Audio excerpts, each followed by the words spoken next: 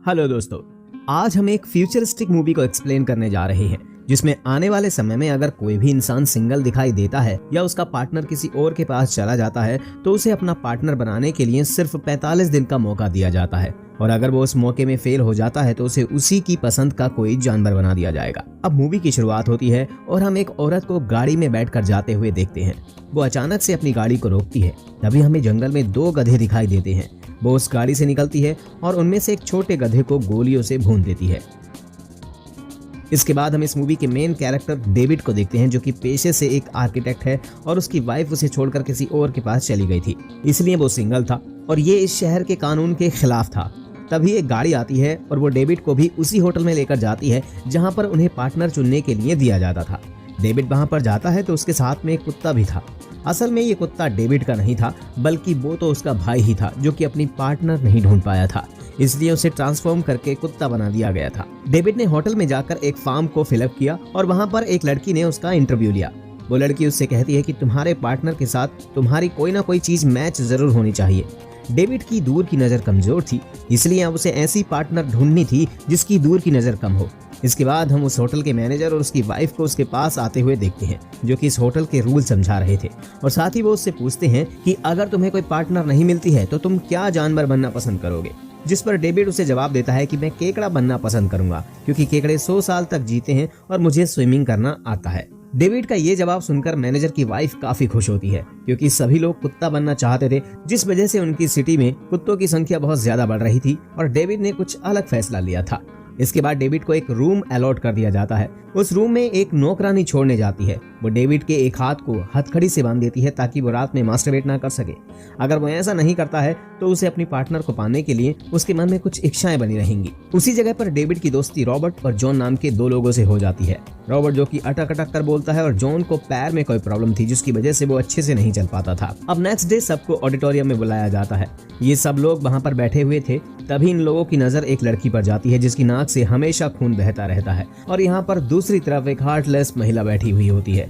तभी जॉन को कुछ बोलने के लिए स्टेज पर बुलाया जाता है तो जॉन सब लोगों को बताता है कि वो अपनी मॉम से मिलने के लिए गया था जो कि अब भेड़िया बन चुकी है और उन्होंने ही उसके पैर की ये हालत की है। पूरे दिन ये लोग पार्टनर की तलाश करते रहते लेकिन उन्हें वहाँ पर कोई भी लड़की नहीं मिली थी जो कि इनकी तरह हो। इसी तरह शाम को पार्टी रखी जाती है तो डेविड उस लड़की को बुलाता है जिसकी नाक से हमेशा खून बहता रहता है।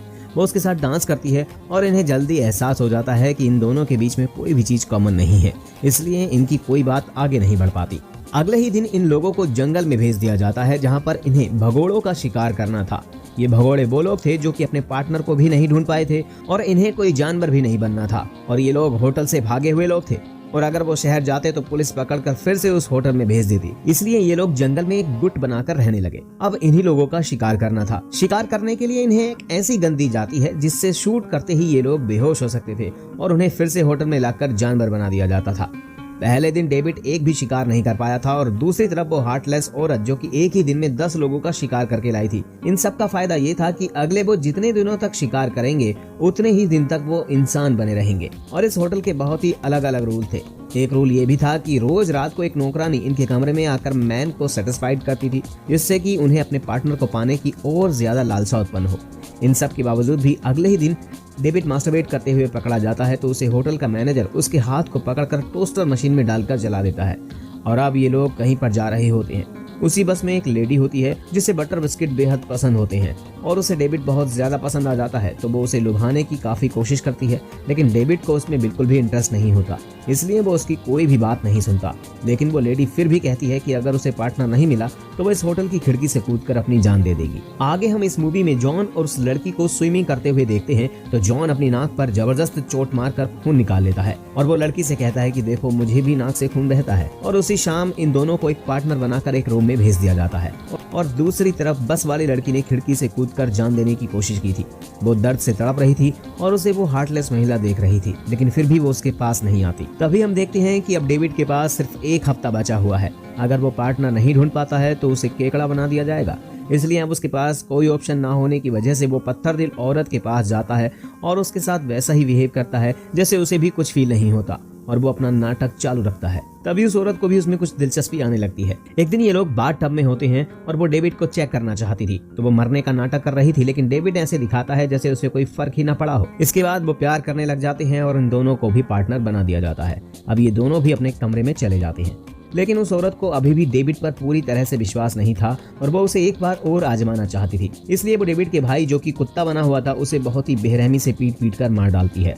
डेविड जब अपने मरे हुए भाई को देखता है तो वो दिखाता है कि जैसे उसे कुछ फर्क ही ना पड़ा हो, लेकिन जैसे ही वो बाथरूम में जाता है तो अपने भाई की मौत पर काफी रोने लगता है और उसे रोते हुए देख वो लेडी देख लेती है और वो औरत ये बात उस मैनेजर को बताने के लिए जाती है। तभी डेविड उसे बेहोश करने वाली गन से उसको शूट कर देता है और उसे उस लेडी पर इतना गुस्सा आ रहा होता है कि वो उसे जान से मार देना चाहता था।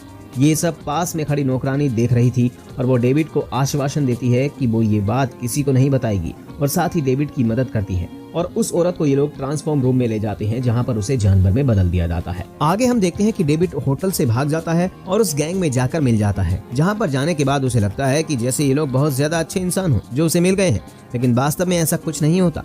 उस गैंग की लीडर बेहद ही निर्दयी औरत थी। वो यहाँ पर रहने वाले किसी भी इंसान को प्यार करने की इजाजत नहीं देती है। अगर कोई प्यार या किसी के साथ फ्लर्ट करता है तो उसे वो बहुत बुरी सजा देती है। और इसी तरह एक कपल के लिप्स इसलिए काट दिए जाते हैं क्योंकि वो एक दूसरे से फ्लर्ट कर रहे थे।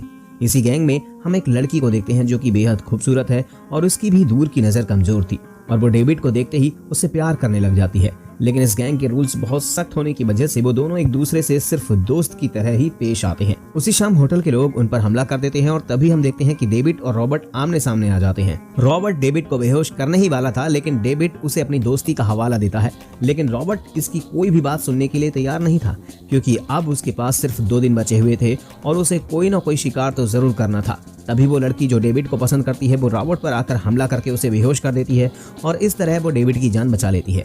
दूसरी तरफ हम उस होटल की नौकरानी को इस गैंग की लीडर से मिलते हुए देखते हैं। तब हमें पता चलता है कि ये नौकरानी भी इसी गैंग में मिली हुई थी, क्योंकि वो अपने पति से खुश नहीं थी, लेकिन होटल के मैनेजर के रूल्स के अनुसार वो अपने हस्बैंड को नहीं छोड़ सकती थी। इसलिए उस होटल में होने वाली हर चीज से वो नफरत करती थी और ये लोग कब इन लोगों पर हमला करने वाले हैं इसके बारे में नौकरानी इस गैंग की लीडर को पहले ही बता दिया करती थी। भगोड़े गैंग का एक और नियम था कि हर हफ्ते कोई ना कोई एक कपल बनकर शहर जाता है और खाने का सामान लेकर आता है। इस बार बारी डेविड और उस सुंदर लड़की की थी। ये दोनों शहर में जाते हैं और सामान खरीद रहे होते हैं। तभी डेविड उस लड़की से थोड़ा दूर हो जाता है और वहाँ पर पुलिस आती है। वो डेविड से पूछताछ करने लगती है और उसकी शादी के कागज उसे मांगने लगती है। तभी वो लड़की आकर डेविड को किस करती है और उसे बचाकर वहाँ से ले जाती है। और अब ये लोग उस होटल पर हमला करने के लिए पूरी तरह से तैयार थे और वो नौकरानी की मदद से उस होटल में पहुंच जाते हैं। वो सबसे पहले उस होटल के मैनेजर और उसकी बीवी के रूम में पहुंचते हैं, जहां पर ये लोग उसे बंदी बना लेते हैं और वो मैनेजर के सामने शर्त रखते हैं कि अगर तुम्हें अपनी जान बचानी है तो तुम्हें अपनी बीवी को गोली मारनी होगी।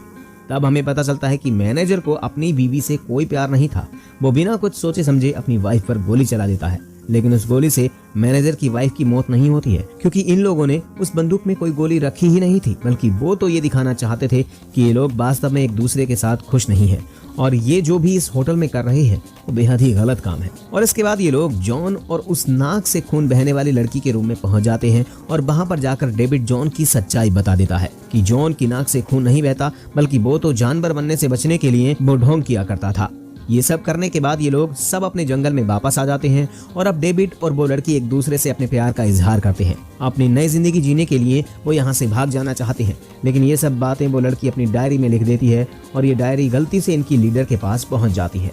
वो पूरी डायरी को पढ़ती है, लेकिन वो इस लड़की या डेविड से कुछ नहीं कहती, बल्कि कुछ दिनों तक इंतजार करती है और उसके बाद उस लड़की से कहती है कि मैं तुम्हारी आंख का इलाज कराने के लिए तुम्हें शहर लेकर जाऊंगी और वहां पर ले जाकर वो उसे अंधा बना देती है। ऐसा करने के पीछे उसका ये कारण था कि अगर वो अंधी हो जाएगी तो डेविड इसे प्यार नहीं करेगा और जो इसने इस ग्रुप में रूल्स बना रखे हैं वो हमेशा कायम रहेंगे।